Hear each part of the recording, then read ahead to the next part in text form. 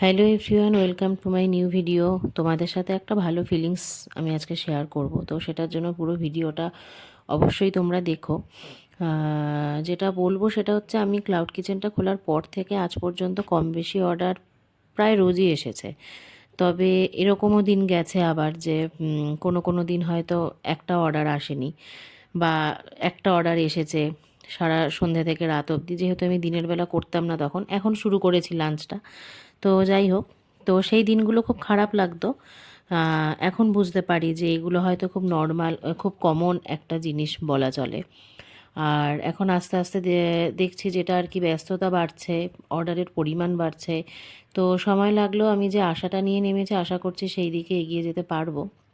হয়তো একটু টাইম লাগবে, এখন সেদিকে এগিয়ে যাওয়ারই অপেক্ষা। তো দেখা যাক কি হয়। আর এগুলো আমার পরশু দিনের অর্ডার ছিল। দেখা হচ্ছে পরের নতুন ভিডিওতে। সবাই ভালো থেকো, টাটা।